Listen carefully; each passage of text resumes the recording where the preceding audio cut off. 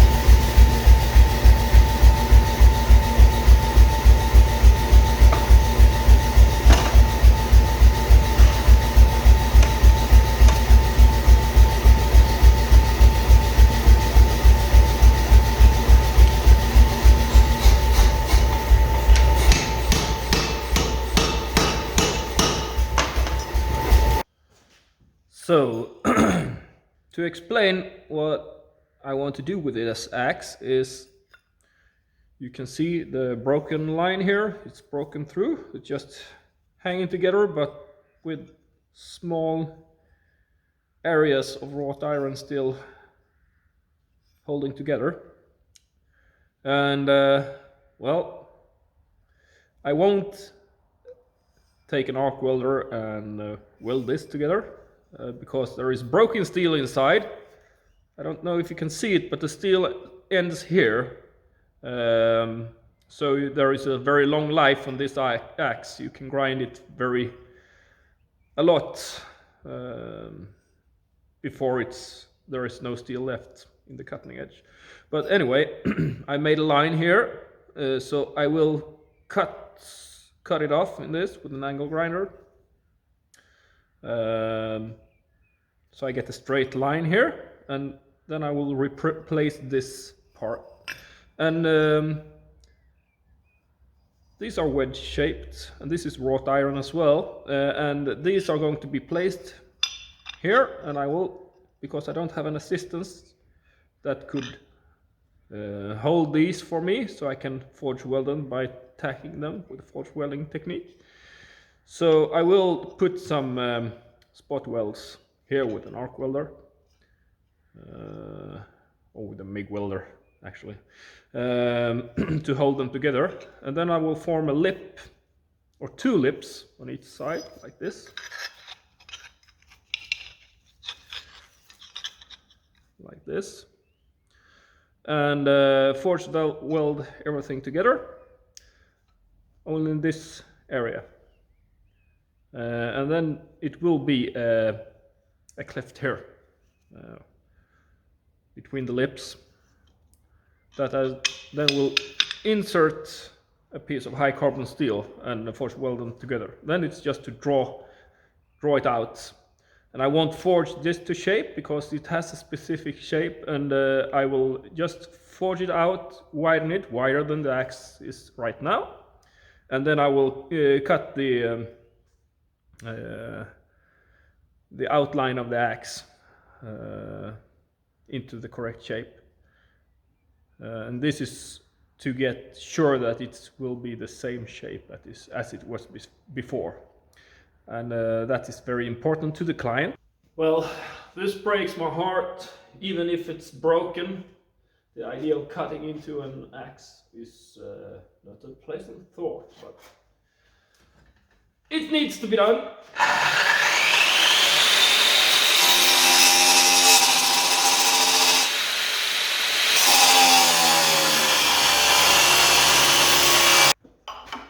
So let's put some spot welds to hold the lip together with the axe.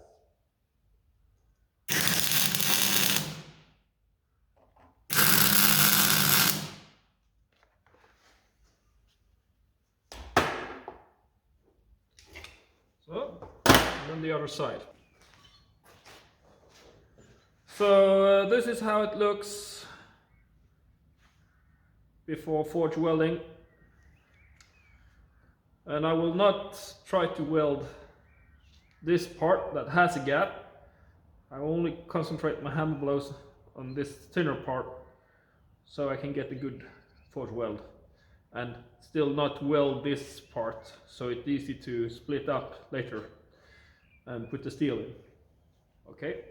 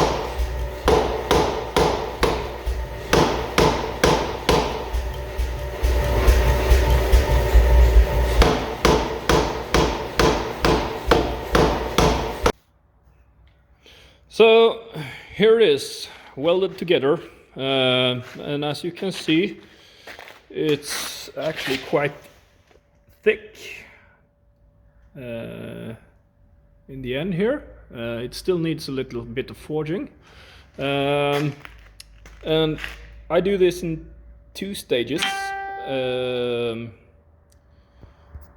I probably will cut it down. If you can see the template now, it's hot, so it probably starts smoking in a while. So there is a lot of material here, and so I will cut it down to size, and well, then I'm going to forge it again to be more precise, and then it's actually quite a lot of grinding, because I don't want to alter any shape of the rest of the axe.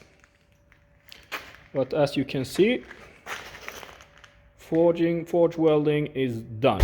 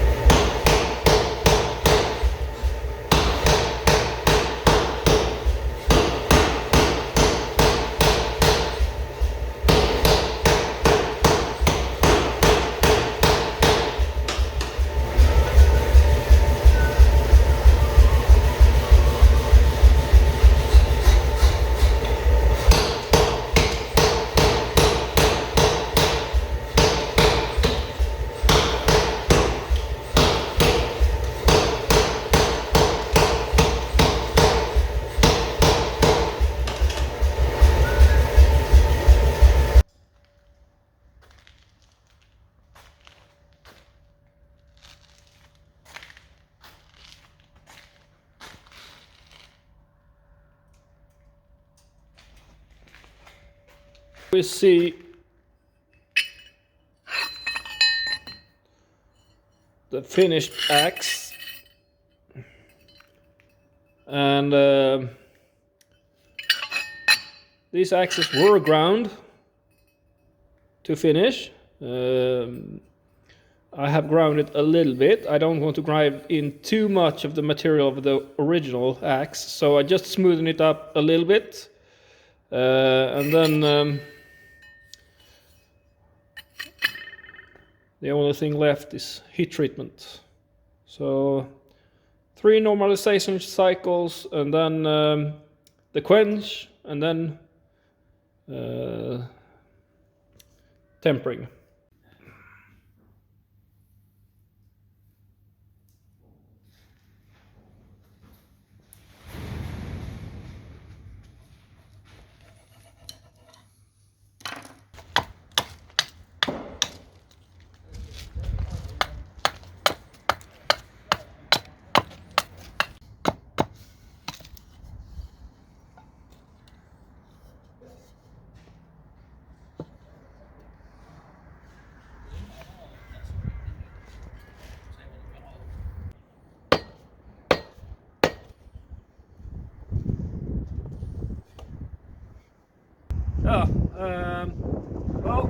This story has come to an end. Here is the repaired or restored Hjärtum style axe. We don't know if it's a Hjärtum axe or not, but it's the same pattern. And well, you can't see the repair anymore. And Olof here is hopefully going to use it well for his trade.